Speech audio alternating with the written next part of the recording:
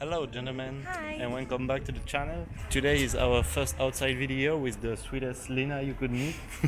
And we are together going to see how worth it can be to buy one of the most overpriced piece of video hardware from the internet, the X-Rite color checker. But first let's go shoot a few videos, shall we?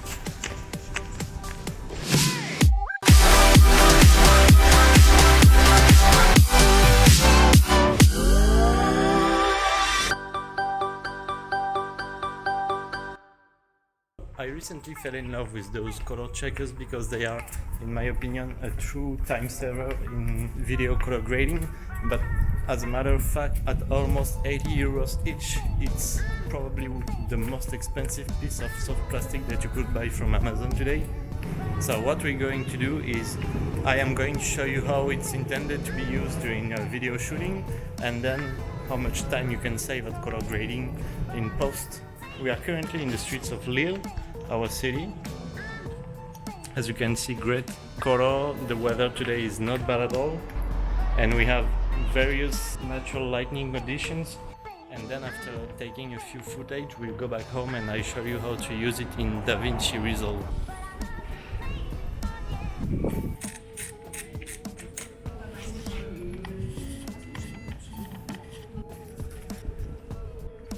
So I think that we are in a good spot for our first footage, and the way that you are supposed to be using the color checker is place it in front of your camera every time that your lighting condition has changed.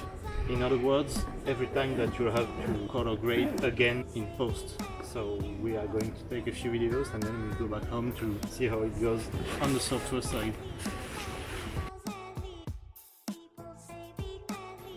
Alright, can you hold it? Perfect. Starting to feel sweaty because it's very hot outside.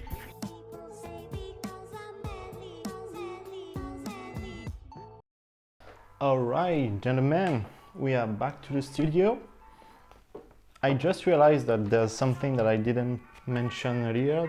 This is the largest version for the color checker, and there's a smaller one which is called, I think, the color checker passport, which you can purchase. They are around the same price, and why I chose this one is because my subjects are often far from me, so I wanted to be able to, like now, have it not too close to the camera so that I can have the same brightness on the checker than on my subject.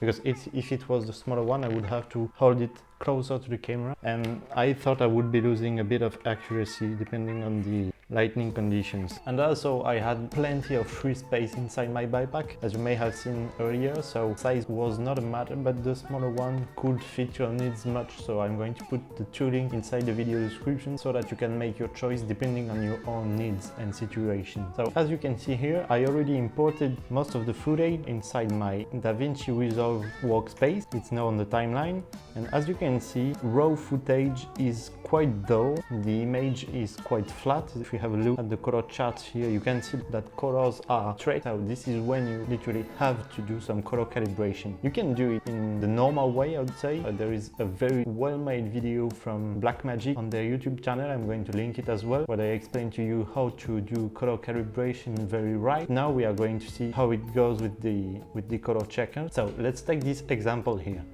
As you can see, then I was in the street, the colors are quite dull, and now what I'm going to do first is I'm going to show you one of my favorite easy tricks to get quite fast and accurate color grading. So all you have to do is perform a color space transform, go from Blackmagic Design 4K to Rex 709, add luminance mapping and saturation. I think the image is quite better, as you can see here. The colors are much widespread and already good looking. Only low tuning to do, but now what I'm going to do is add a serial node and use color checker calibration. So all you have to do is go here on the color match, pick your color checker model. Mine is X-Rite color checker classic, but you see you have the smaller one, the passport version. And now I'm going to position this grid onto my image in order to tell the software where the color checker is. You see, and you have to put each square inside of the checker. Then select your colors. I'm going from Blackmagic 4K to Rex 709, and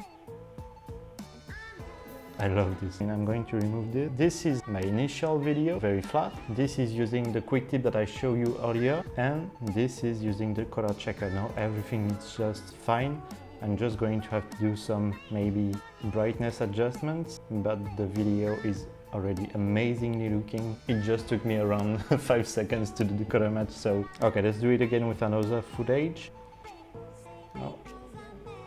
And then again, say Blackmagic Design 4K as a source, and then Rec 709 as target. I mean, you could apply any settings that you'd like, but that's my favorite. And now boom, color match is done. Color is very rich and bright. So now all I have to do is apply my style to this footage and I will be pretty good to go. So if we go back to our first question, as you can see, it took me around 5 seconds to normalize the colors for every of my footage, which is a huge time saver. This is expensive, it's 75 euros. Depending on how you get it, but as you can see, the time that you are going to save not having to color grade your footage is huge, and this is a huge money saver. Also, you are going to have great continuity in color balance between your footage, and then you are going to be applying styles way easier than if you had to do it for each separate one. That's it. Thanks for watching. I hope that you found this video useful. If you did, please smash that like button below. Also subscribe to the channel to be sure to miss no upcoming video. I'm going to upload separately the whole footage of today's in-town filming. You will find links to purchase anything that was featured in this video, including the color checker down in the video description. And now all I have to do is wish you a very great day, and I will see you in the next one.